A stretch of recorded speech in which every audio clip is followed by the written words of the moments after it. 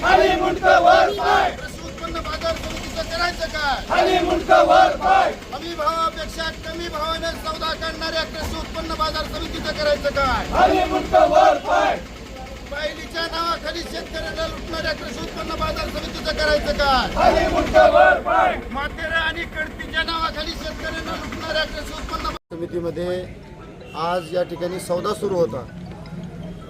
हमी भाव सोयाबीनचा 4,892 रुपये असताना सुद्धा या ठिकाणी 4,755 रुपयानं काल सौदा काढला. आज सुद्धा हमी भावापेक्षा कमी भावानं सौदा चालू आहे आणि याच्या अगोदर जवळपास 3-4 महिन्यापासून असा प्रकार चालू आहे. आता नवीन मूग आलेत, उडीद आलेत. मुगाचा हमी भाव 8,682 रुपये आहे. तरीसुद्धा काल इथं सौदा जो निघाला मुगाचा हमी भावापेक्षा कमीने निघाला आणि आजही मुगाचा सौदा हमी भावापेक्षा कमीनच निघत होता.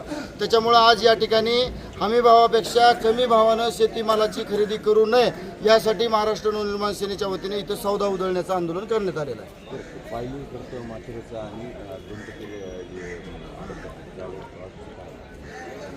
या ठिकाणी कृषी उत्पन्न बाजार समितीमध्ये जरी समजा सौद्यातला भाव निघाला, सौद्यातल्या भावानंतर लातूर कृषी उत्पन्न बाजार समितीमध्ये असा प्रघात आहे की पोटलीचा भाव, तो पोटलीचा भाव हा अनधिकृत आहे. 150 ते 200 रुपयानं कमीनं तो भाव काढला जातो आणि त्याच भावात सगळ्या शेतीमालाची खरेदी होते.